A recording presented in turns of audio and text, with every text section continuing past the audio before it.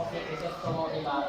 At makatotohanan lamang At makakatahanan lamang ang aking sasalaysay. ang aking sasalaysay. Maaari ka naman po.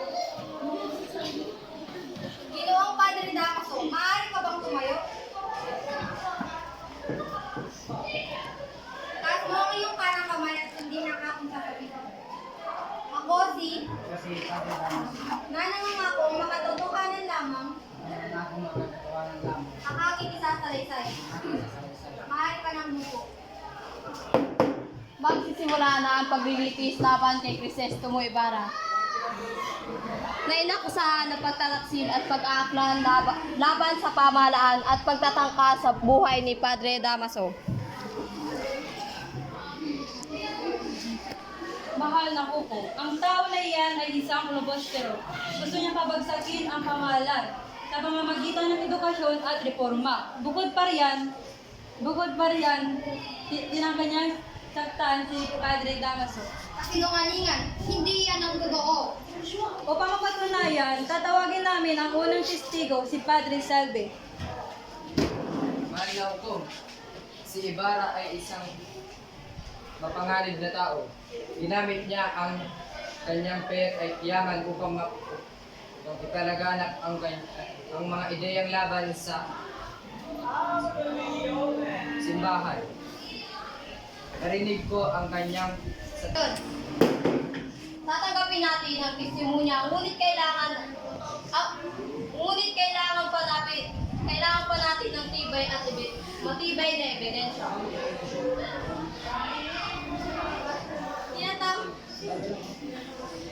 tinakwil ng simbahan at siya mismo ay walang paggalang sa mga pare. Gusto niya magganti sa akin dahil sinabi niya sa akin sinabi ko kahit kapitan siya kung At nagplano ng rebellion. Gusto ko lamang ang kaunlaran ng bayan sa pamamagitan ng edukasyon. Tayo magsisimula na. Tinatawagan ko ang nasasakdang Crisostomo Ibarra upang humarap sa hukuman. patong mo yung kanang kamay at magsabi ng pawang katotohanan lamang.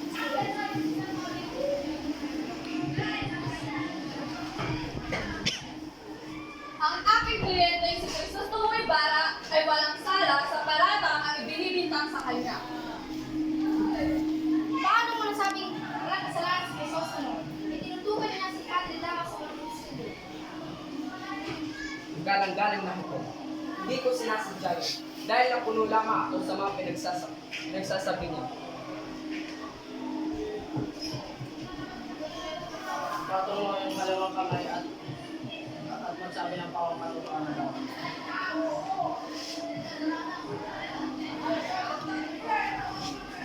Huwag kang magsalita dyan. Huwag kang magsalita dyan. Alam naman natin na ikaw ay taong taksil sa simbahan. Galang-galang na ako. Wala akong sala. Dahil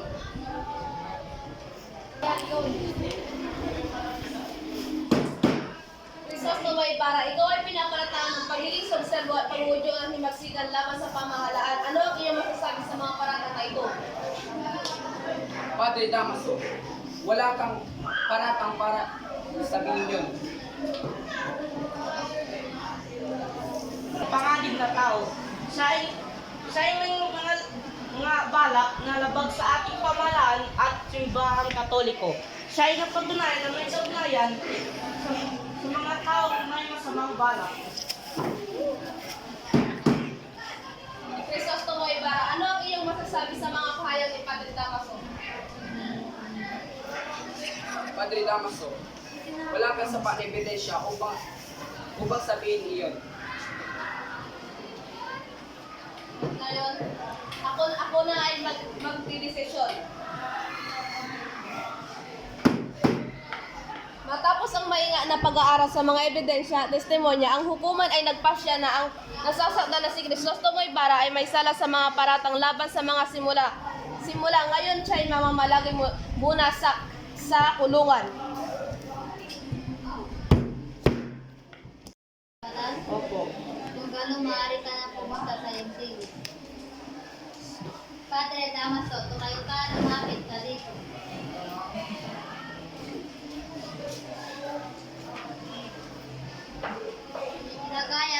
kamay. Taas ng isang kamay.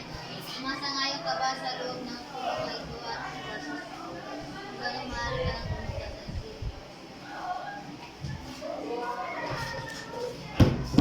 Magsimula na tayo. Dok Isistumo Ibarra, ikaw ay nagsasatga sa kasong pananakot at tangkang pananakit sa isang pinakawalan ng simbahan na si Padre Damaso. Ano ang iyong depensa?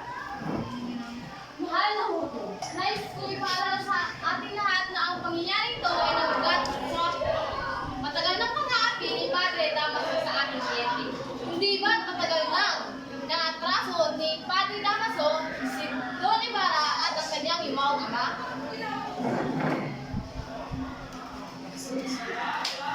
Hindi ito tungkol sa nakaraan. Ang pinag-uusapan dito ang hiyanong pag-atake ni Don Ibarra kay Padre Damaso nakatutok ang kutsilyo sa kanyang leeg. Ikaw ang unang bibigay ng masasakit na salita laban sa akin at sa aking ama. Hindi mo madalang ang tiyatapakan ang aking mga pangalan? Kaya huwag kang panggap-panggap dyan na ikaw ang biktima. Sige! May ebidensya bang magkabilang panig? May makakapagpatunay na si Padre Damaso ang nakumpisa ng alitan. May saksi rin kami na nagpapaganap na si Don Ibarra ay isang mapanganib na tao at hindi dapat pagkatiwalaan. Huwag ninyong husgahan si Crisostomo na hindi nyo naunawaan ang kanyang pinagdadaanan. Alam mo, hindi siya masamang tao. Tahimik! Padre, maaari mo bang ipaliwanag kung bakit mo inisulto si Don Ibarra sa harap ng maraming tao? Ako isang lingkod ng Diyos. Ang aking mga salita ay payo lamang upang iligtas ang kanyang kaluluwa. Kung gayon, bakit hindi ka nagbibigay ng ibang payo sa iba pang kabataan ng bansa? Kundi si Crisostomo Ibarra na lamang ang iyong pinupuntirya.